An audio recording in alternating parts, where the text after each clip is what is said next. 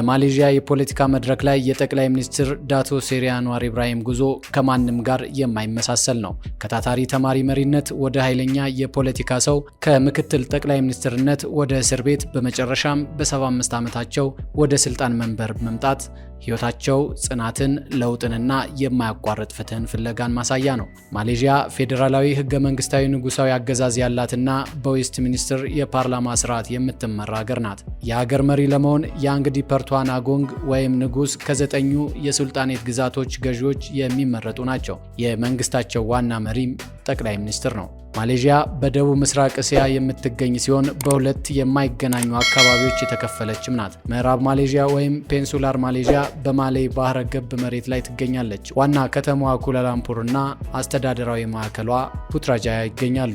ምስራቅ ማሌዥያ በቦርኒዮ ደሴት ላይ የሚገኙትን የሳባህና የሳራዋክ ግዛቶች ታጠቃልላለች። ዓመቱን ሙሉ ሞቃታማና እርጥበት ያለው ኢኳቶሪያል የአየር ንብረት አላት። ማሌዥያውያን አስደናቂ ባህል እንዳላቸውም ይነገርላቸዋል። የህዝብ ብዛታቸው እስከ 34 ሚሊዮን የሚገመት ሲሆን ኦፊሳላዊ ቋንቋቸው ባህሳ ማሌዥያ ወይም ማሌኛ ነው። እንግሊዝኛንም በስፋት ይጠቀማሉ።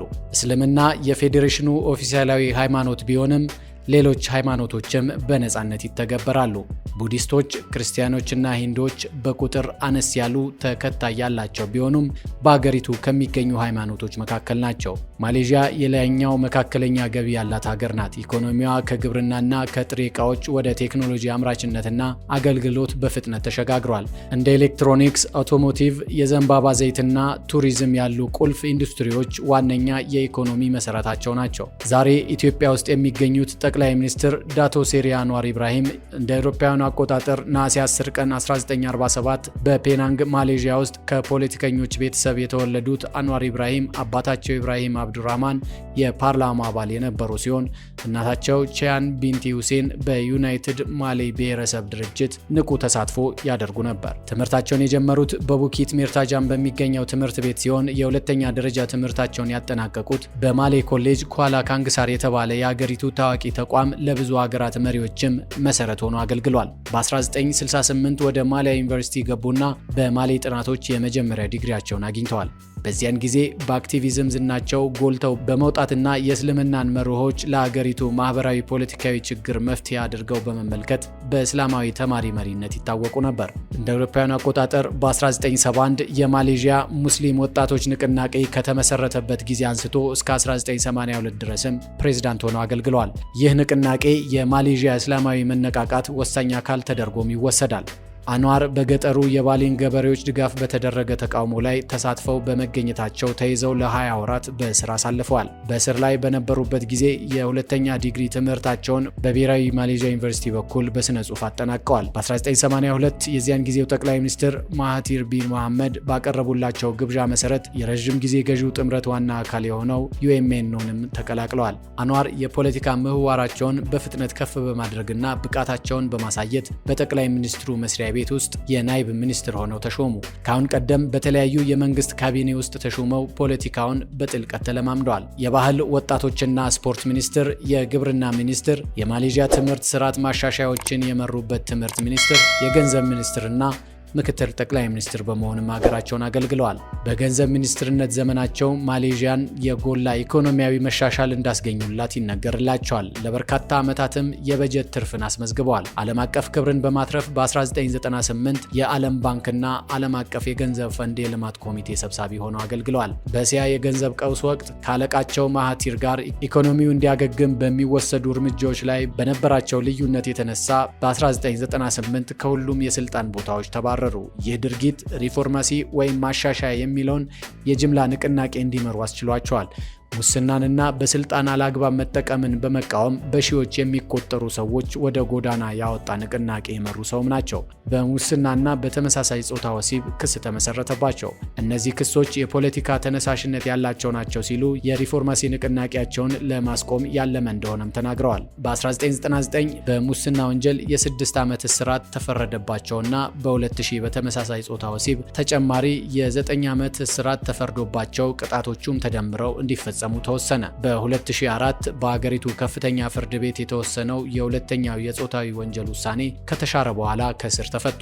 በእስር ላይ በነበሩበት ጊዜም ሆነ ከእስር ከተፈቱ በኋላ በዓለም አቀፍ ደረጃ እንደ ምሁርና የውይይት መሪ እውቅና አግኝተዋል። በኦክስፎርድ፣ በጆን ሆፕኪንስ እና በጆርጅታውን ዩኒቨርሲቲዎች በእስልምናና በዘመናዊ ፖለቲካ ላይ አስተምረዋል። ወደ ማሌዥያ ፖለቲካ በመመለስ የተቃዋሚዎች መሪ ሆነው ከማገልገላቸውን ባለፈ የበርካታ ተቃዋሚ ፓርቲዎችን ጥምረት በማሰባሰብ በአገሪቱ የፖለቲካ መድረክ ላይ ጠንካራ ተፎካካሪ ሆነው ብቅ ብለዋል። ከብዙ ውጣ ውረዶች እስርና ጽናት በኋላ በኖቬምበር 24 2022 የፓካታን ሃራፓታን ጥምረት መሪ የሆኑት አንዋር ኢብራሂም የማሌዥያ 10ኛው ጠቅላይ ሚኒስትር ሆነው ተሾሙ። ሹመቱ የመጣው ከሀገሪቱ አጠቃላይ ምርጫ በኋላ በፓርላማ ማንም ፓርቲ ከፍተኛ ድምፅ ያላገኘ በመሆኑ ንጉሱ የብሔራዊ አንድነት መንግስት እንዲመሰረት በመወሰናቸው ነው።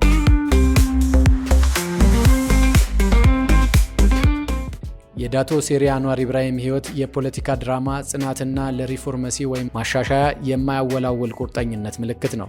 የማሌዥያ ውስብስብ ታሪክና የፖለቲካ ባህል ተምሳሌትም ናቸው። የስልጣን ፍልሚያ፣ የዘር ፖለቲካና ለህዝብ አገልግሎት የተሰጠ የህይወት ዘመን ድብልቅም ነው። የጠቅላይ ሚኒስትር ዳቶ ሴሪ አንዋር ኢብራሂም የፖለቲካ ፍልስፍና ጥልቅ ባለብዙ ገጽታ ያለውና በአመታት ውጣ ውረዶች ትምህርትና የስልጣን ጉዞ የተፈተነ ነው። የእርሳቸው ፍልስፍና በዋናነት ሪፎርማሲ ወይም ማሻሻያ፣ እስላማዊ ዴሞክራሲና ፍትሐዊ ኢኮኖሚን ያካትታል። የሪፎርማሲ ጽንሰ ሀሳብ የአንዋር የፖለቲካ ህይወት የሚገልጽና ዋናው የአካሄድ መርሃቸው የተከተለ ነው። የፍልስፍናው ማዕከል ሙስናንና ስልጣንን አላግባብ መጠቀምን መዋጋት ነው። የአስተዳደር ተቋማት ለዜጎች ግልጽና ተጠያቂ መሆን አለባቸው ብለው ያምናሉ።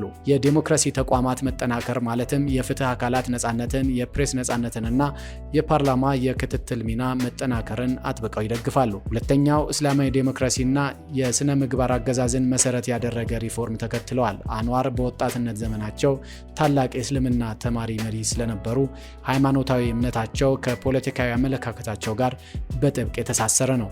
እስልምናን ከዘመናዊነትና ከዴሞክራሲያዊ እሴቶች ጋር ማዋሃድን ይደግፋሉ።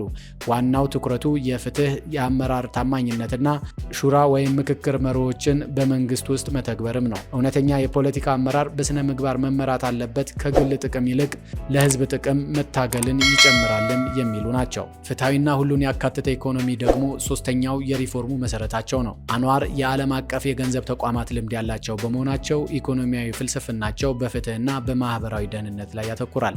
የኢኮኖሚ እኩልነት ማለትም የገቢ ልዩነትና ድህነትን መቀነስ ይደግፋሉ። ለሁሉም የማሌዥያ ዜጎች በተለይ ዝቅተኛ ገቢ ላላቸውና የገጠር ነዋሪዎች እኩል ዕድል መፍጠር የሚያስችል ፕሮግራማቸው ብዙ ለውጥ እያስገኘላቸው እንደሆነም ይነገራል።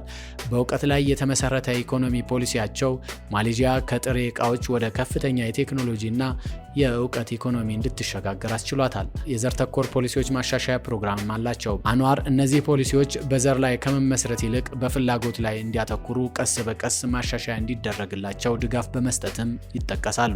ማሌዥያ የብዙ ብሔሮችና ሃይማኖቶች መኖሪያ በመሆኗ የአንዋር ፍልስፍና ለዚህ ልዩነት ከፍተኛ ትኩረት ይሰጣል።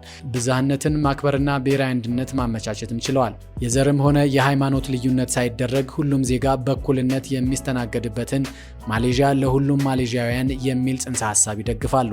የሲቪክ ማህበረሰብ ድርጅቶች በፖሊሲ ምስረታና በመንግስት ቁጥጥር ውስጥ ጥልቅ ሚና እንዲጫወቱም ያምናሉ።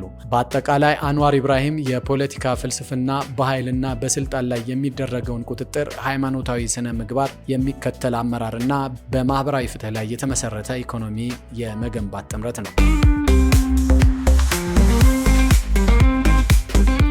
የአንዋር አስተዳደር በሙስና ቅነሳና ግልጽነት ላይ የወሰደው እርምጃም ይደነቅለታል። አንዋር ኢብራሂም ስልጣን ከያዙ በኋላ ከወሰዷቸው የመጀመሪያ እርምጃዎች አንዱ የጠቅላይ ሚኒስትርነቱን ደሞዝ ላለመቀበል በጎ ፈቃድ ማድረጋቸው ነው። ይህም የመንግስትን በጀት ለመቆጠብና ለህዝብ አገልግሎት ያለመ የስነ ምግባር አጀማመርን ለማሳየት ያደረጉት እንደሆነም ነው የሚነገረው። ወዲያውኑ የካቢኔ አባላትን ቁጥር በመቀነስ የመንግስት ወጪን ለመቀነስና ቀልጣፋ አስተዳደርን ለመፍጠር ሞክረዋል። መንግስት ቀደም ባሉት ጊዜያት የተፈጸሙትን ከፍተኛ ዋጋ ያላቸውን የህዝብ ፕሮጀክቶችና ግዢዎች እንደገና እንዲገመገሙ አዟል። ዓላማውም ከፍተኛ የሙስና ስጋት ያለባቸውን አካባቢዎች ለመለየትና አላግባብ የተወሰዱ ውሳኔዎችን ለማረም ነበር። በተለይም በትልልቅ የመሰረተ ልማት ፕሮጀክቶች ውስጥ የውል አሰጣጥ ሂደቶችን ይበልጥ ግልጽና ተወዳዳሪ ለማድረግ ቃልም ገብተዋል። አንዋር የማሌዥያ ጸረ ሙስና ኮሚሽን የፖለቲካ ጣልቃ ገብነት ሳይኖረው በነጻነት እንዲሰራ ያለውን ቁርጠኝነት ደጋግመው አሳውቀዋል። በአስተዳደራቸው ስር በርካታ ከፍተኛ ባለስልጣናትና የቀድሞ ፖለቲከኞች የሙስናና የስልጣን አላግባብ መጠቀም በሚመለከቱ ክሶች ተጠይቀዋል። ይህም የህግ የበላይነትንና እኩልነትን ለማስፈን ያለመ ነው። ሚኒስትሮችና ከፍተኛ የመንግስት ባለስልጣናት የራሳቸውን ንብረት ለህዝብ ይፋ እንዲያደርጉ በማበረታታት የሀብት ምንጮችን ግልጽነት በመስራት ላይ መሆናቸውም ከሀገሪቱ መገናኛ ብዙሃን የሚወጡ መረጃዎች ያስረዳሉ። ጠቅላይ ሚኒስትር አንዋር ኢብራሂም የበርካታ ዓመታት የፖለቲካ ትግልና የሪፎርም ቃል ኪዳን ውጤት በመሆናቸው አስተዳደራቸው ከተለያዩ ወገኖች ከፍተኛ ትችት ይቀርብበታል። እሳቸው ከሚተቹባቸው ዋና ዋና ጉዳዮች አንዱ በሪፎርመሲ ወይም ማሻሻያ ቃል ኪዳኖች ላይ የሚነሱ ጥያቄዎች ናቸው። ጠቅላይ ሚኒስትሩ በ25 ዓመታት የፖለቲካ ትግላቸው ዋና መርህ የሆነውን ሪፎርመሲን ሙሉ በሙሉ ተግባራዊ እያደረጉ አይደለም በሚል ይተቻሉ። ተቺዎች በተለይም የቀድሞ ደጋፊዎቻቸው የፍትህ ስርዓቱን ነጻነትና ማጠናከር ያሉ ቁልፍ ማሻሻያዎችን የማስተዋወቅ ሂደት እየዘገየ ነው ይላሉ። ከእሳቸው ጥምረት ጋር የተያያዙ ከፍተኛ የፖለቲካ ሰዎች የሙስና ክሶች ድንገት ሲቋረጡ የዳኝነት ሂደቱ ላይ ጣልቃ ገብነት ተፈጽሟል የሚል ከፍተኛ ትችትም ቀርቦባቸዋል። ይህ ድርጊት የሪፎርማሲን መንፈስ የሚጻረር ነው ተብሏል። በስልጣን ላይ ሲሆኑም እንኳ አንዳንድ ውሳኔዎቻቸው ለምሳሌ የገንዘብ ሚኒስትርነትን ከጠቅላይ ሚኒስትርነት ጋር ማዋሃዳቸው የቀድሞ ጠላቶቻቸውን የስልጣን አጠቃቀም ይደግማሉ በሚል ትችት ይቀርብባቸዋል። ምንም እንኳን የገንዘብ ሚኒስትርነቱን ቦታ ቢይዙም የዕለት ተዕለት የኑሮ ውድነት በመቆጣጠር ረገድ የአስተዳደራቸው አፈጻጸም ይተቻል። ማሌዥያውያን በአጠቃላይ የሸቀጦች ዋጋ መጨመርና የደሞዝ ዝቅተኛ መሆን ተጽዕኖ እየደረሰባቸው ነው። መንግስት የዋጋ ግሽበትን በበቂ ሁኔታ ማቃለል አልቻለም በሚልም ትችት ይቀርብበታል። የማሌዥያ ገንዘብ ሪንጊት ከሌሎች የምስራቅ እስያ ገንዘቦች ጋር ሲነጻጸር ዋጋው መቀነሱ በኢኮኖሚያዊ ጉዳዮች ላይ አሉታዊ ተጽዕኖ ማሳደሩ ሌላኛው የሚነሳ ጉዳይ ነው። የአንዋር አስተዳደር የብሔራዊ አንድነት መንግስት ጥምረት ውስብስብነት የትችት ምንጭ ሆኗል። አንዋርን ቀደም ሲል ከስልጣን ያስወጡና ያሰሩ ፓርቲዎችና ግለሰቦች ጋር ጥምረት መፍጠራቸው የፖለቲካ መሪዎቻቸውን በስልጣን ፍላጎት መለወጣቸው ነው የሚል ወቀሳም ይቀርብባቸዋል። ጥምረቱ የተለያዩና በተቃርኖ የተሞሉ ወገኖች ያቀፈ በመሆኑ የፖሊሲዎች አፈጻጸም ላይ መዘግየቶችና አለመጣጣም አለ በሚልም ይተቻሉ። በብዝሃነት በተሞላቸው ማሌዥያ የዘርና የሃይማኖት ጉዳዮች ሁሌም ስሜታዊ ናቸው።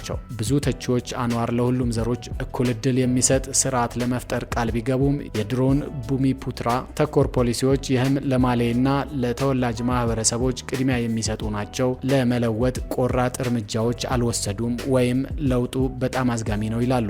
ከእስላማዊ ወግ አጥባቂ ፓርቲዎች የሚመጣውን ተቃውሞ ለማርገብ አንዳንድ ጊዜ ሃይማኖታዊ ጉዳዮችን በጥንቃቄ መያዛቸው ሴኩላሪቲንና አናሳ ቡድንተኞችን ያስደነግጣል የሚል ስጋትም ይፈጥራል። ምንም እንኳ በሪፎርማሲ ስም ስልጣን ላይ ቢወጡም በአንዳንድ የመናገር ነጻነት ጉዳዮች ላይ መንግስታቸው የወሰዳቸው እርምጃዎችም ትችት አስከትሎባቸዋል። መንግስት በተለያዩ ጉዳዮች በተለይም በዘርና ሃይማኖት ዙሪያ በማህበራዊ መገናኛ ብዙሃን ላይ የሚሰራጩ ጽሁፎችን መከታተልና ማስወገድ መጀመሩ የመናገር ነጻነትን ይገድባል በሚል ይወቀሳል። አንዋር ኢብራሂም የሚተቹበት ዋናው ነጥብ የረጅም ጊዜ የለውጥ ቃል ኪዳናቸውና በስልጣን ላይ የሚፈጥሯቸው ተግባራዊ የፖለቲካ ስምምነቶች መካከል ያለው ሰፊ ልዩነት ነው።